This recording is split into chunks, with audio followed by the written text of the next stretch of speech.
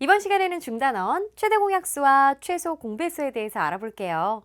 이미 우리 초등 과정에서 최대 공약수, 최소 공배수를 다 구해보고 그 뜻도 공부를 했습니다. 자, 이제는 자연수를 좀 더 새로운 시각으로 소수와 합성수 1로 또 나눌 수도 있었고, 그리고 합성수를 바로 소인수들의 곱으로도 표현할 수 있었어요. 즉 소인수 분해를 알았기 때문에 우리 친구들이 좀 더 최대 공약수, 최소 공배수를 초등 과정에서 알던 것보다 좀 더 풍부하게 우리가 공부를 할 수가 있답니다. 자, 그리고 여기에서만 그치는 게 아니라요. 우리 어때요? 자, 이제 중학생이 되었으니 문자하고 친해져야 되거든요. 바로 초등학교 때는 예를 들어서 다음과 같이 12하고 18에 최대 공약수를 구할 때 이렇게 직접 나눴습니다. 그죠? 2로 나눌 수 있네, 6하고 9, 또 한 번 3으로 나눌 수 있네, 2하고 3, 더 이상 안 돼. 그러면 이때 공통인 약수가 이 약수들의 곱이 최대 공약수. 그 다음에 마지막 목까지 몽땅 곱한 게 최소 공배수라 그랬습니다. 그죠? 자, 그럼 이제 이러한 문자하고 친해져야 됩니다. 우리가 수능에서는 문자로 나오기 때문에 만약에 A하고 B의 최대 공약수가 7이래요. 그랬을 때는 7로 나누면 더 이상은 나눌 수 없다라는 뜻이니 몫을 A하고 B라고 표현을 하면 이때 대문자 A는요, 보세요. 7로 나눠서 A가 됐으니까 7 곱하기 소문자 A가 되는 거죠. 그 다음에 B는 어때요? 7 곱하기 이제 B가 되는 걸 알 수가 있습니다. 자, 이처럼 A, B, 즉 12 같은 경우에는 여기가 2 곱하기 3이 6이니까 2 곱하기 6이 12, 3 곱하기 6이 18처럼 그대로 이제 문자가 그 자리에 온다라는 거죠. 그래도 우리 친구들이 이 개념의 원리를 그대로 적용하면 어렵지 않고 또 수능에서는 어떻게 나오느냐 보세요. 자, 지금 최대 공약수가 x 플러스 3, 최소 공배수가 x 곱하기 x 플러스 3 곱하기 x 마이너스 4 이렇게 문자가 포함된 식으로 확장이 됩니다.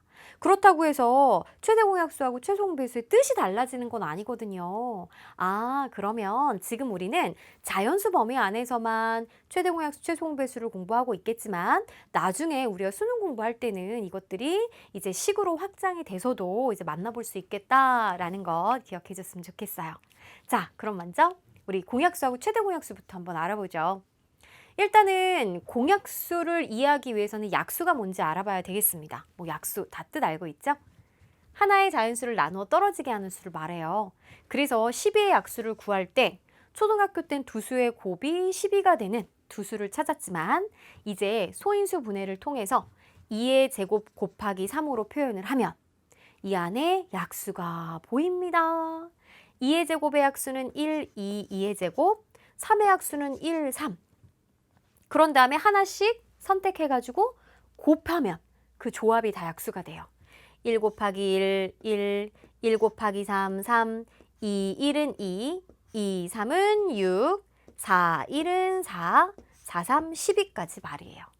그래서 약수의 개수도 6개다라는 게 우리 소인수 분해에서는 훤히 보인다라는 거죠. 그럼 이제 어떤 하나의 자연수의 약수를 찾았다면 이제는 공약수도 알 수 있어야 돼요. 공통인 약수, 즉 2개 이상의 자연수를 모두 나누어 떨어지게 하는 수를 말하는 거죠. 그리고 이 공약수 중에 가장 큰 수를 최대 공약수라고 하죠. 공약수 중 가장 큰 수를 말하고 우리가 최대 공약수를 영어로 표현하면요. 최대, 가장 큰, greatest, common, 공통인, 약수, 디바이저 라고 하는데 되게 어렵죠? 자, 그래서 아주 간단히 그냥 G라고 이제 문자로 나타낸답니다. 고등 과정에서는요, 우리 최대 공약수보다는 이제 G 많이 보게 될 거예요.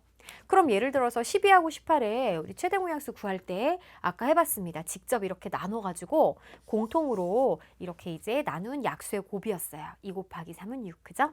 자, 근데 이제 소인수 분해를 통해서도 최대 공약수를 구할 수가 있는데요. 11을 소인수 분해하면 2의 제곱 곱하기 3, 18을 소인수 분해하면 2 곱하기 3의 제곱입니다. 그죠? 그러면 우리가 이 12의 약수를 구하는 과정 소인수 분해를 통해서 해봤습니다. 근데 12의 약수도 되고 18의 약수도 돼야 되잖아요. 그럼 보세요. 일단 소인수 2만 봤을 때 2는 18의 약수예요. 그 다음에 2의 제곱에다가 2의 2는 12의 약수입니다. 그럼 공통으로 들어가는 게 2란 말이죠. 선생님이 2의 제곱은 아니에요. 2의 제곱은 4인데 4는 12의 약수는 되지만 18의 약수는 안 되는 거예요. 우리가 공통인 약수가 되려면은 둘 다 약수인 걸 선택해야 되기 때문에 결국은 이 지수가 작은 거를 선택하게 된 거죠. 그럼 보세요. 3하고 3의 제곱을 비교했을 때도 3은 12의 약수예요.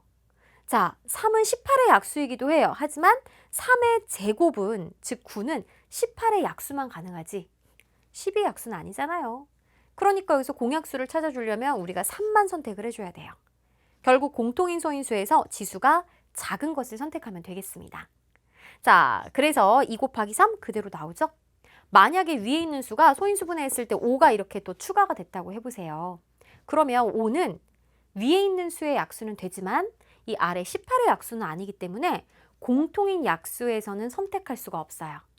그래서 자, 결론 정리하면 공통이 아닌 소인수는 선택하지 않고 공통인 소인수 중에서는 지수가 어떤 거? 작은 것을 선택하여 곱해주면 되겠습니다. 이게 소인수 분해를 통해서 우리가 최대 공약수를 구하는 방법이에요. 자, 이때 우리 친구들 지금 12하고 18을 이렇게 직접 나눠 갖고 했을 때 마지막에 2하고 3이 나왔어요. 더 이상은 나눌 수 없어요. 그죠? 왜 그러냐면 공약수가 1뿐이 없거든요. 자, 굉장히 길게 2와 3의 관계를 설명을 했는데 한 번에 얘기하는 이 세 글자로 이름을 붙여주기로 했어요.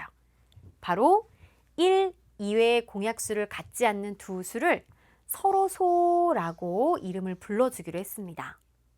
그러니까 12와 35, 만약에 소인수 분해를 통해서 우리가 최대 공약수를 구하려고 했더니 자, 12는 2의 제곱 곱하기 3, 35는 5 곱하기 7밖에 없는 거예요. 그러니까 공약수가 1뿐이 없는 거예요. 그 말은 최대 공약수가 1인 수이기도 한 거죠. 그래서 12하고 35는 너희는 서로소다라고 이름을 불러줍니다. 자, 이때 어떤 하나의 수를 보고 너는 서로소야 라고 하진 않고요. 두 자연수, 그러니까 공약수가 1뿐인 두 자연수를 보고 너희는 서로소다 라고 한다는 것도 기억해 주세요.